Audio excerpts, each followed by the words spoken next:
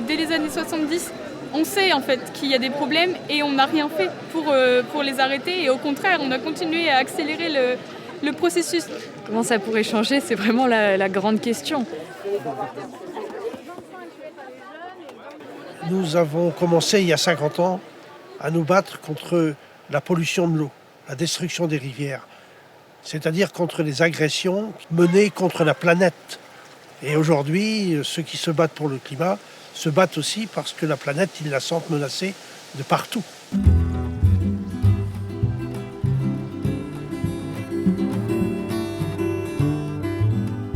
Le point de départ a été le fait qu'on voyait les saumons, qui est un poisson majestueux, un poisson réputé, renommé.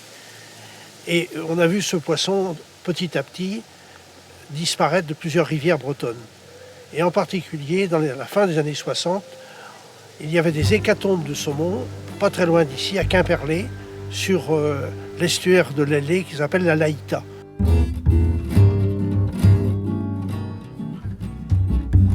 À partir des années 60, la Bretagne connaît des changements rapides et radicaux dans tous les domaines, et notamment dans celui de son agriculture. Le développement des productions hors sol, le recours à la chimie, la rationalisation des productions, des races animales et des variétés de céréales construisent un modèle agricole dont la finalité est de produire plus et plus vite.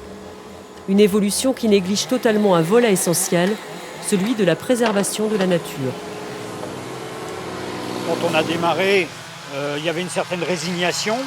Il y avait aussi, c'était les 30 Glorieuses, donc il fallait le progrès, il fallait surtout pas dénoncer la pollution, pour la simple raison que c'était les emplois, bien entendu. Les premières alertes elles sont arrivées vers les années 60, 74, 75, dans ces eaux-là.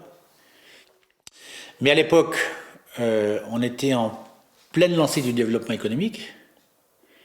Et cette approche environnementale venait contrecarrer toutes les stratégies économiques. Donc c'était inaudible à l'époque. Et il a fallu que progressivement, on ait des indicateurs, les taux de nitrate qui montent, et ça montait relativement vite, pour qu'il y ait un certain nombre de gens qui commencent à se dire « mais attendez, on ne peut pas continuer comme ça ». Il a fallu convaincre, et petit à petit, les gens, effectivement, les élus par exemple ici de la commune, au départ, nous regardaient avec des gros yeux, mais pour finir, on a réussi effectivement à convaincre. Très très vite quand même, on a bien montré que c'était au-delà de la pêche. Que ce qui nous intéressait, dès le début, on a bien dit, le combat, c'est un combat du saumon à l'homme. Ce premier travail, ça a été de faire venir les Bretons au chevet de leur rivière. Et les opérations que nous avons menées de restauration, d'entretien du cours d'eau, elles nous ont permis de recréer du lien. Sur cette rivière ont été organisées les premières classes de rivière.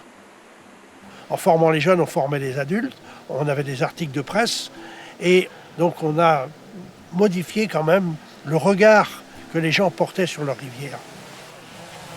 Donc 10 ans après, en quelque sorte, on a mis en place un contrat de rivière, 5 ans de travaux sur tout le bassin versant de l'Avesnes-Stergoz, ici on est sur le Stergoz, pour refaire des stations d'épuration quand elles existaient mais étaient en mauvaise santé. Et au-delà de ça, justement, mettre en place aussi des programmes cohérents d'entretien de la rivière. Quand j'étais en responsabilité à la Chambre d'agriculture, on les considérait plutôt comme des emmerdeurs. Parce qu'en fait, c'était l'interpellation permanente. On avait beau essayer de faire des progrès, des améliorations, mettre des élevages aux normes, c'était jamais assez. Aujourd'hui, je suis plus nuancé parce que je crois que pour qu'un milieu professionnel avance, il faut aussi qu'il y ait des lanceurs d'alerte.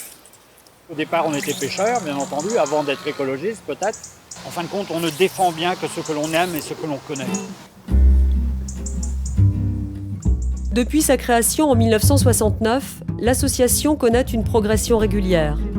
Avec plus de 1300 adhérents et une centaine d'associations membres, elle maille le territoire breton. Eaux et Rivières de Bretagne est membre de France Nature Environnement et cofondatrice de la Fédération Bretagne Nature Environnement. Elle collabore également avec d'autres réseaux, comme les mouvements Nous voulons des coquelicots, Génération Future et Agir pour l'environnement.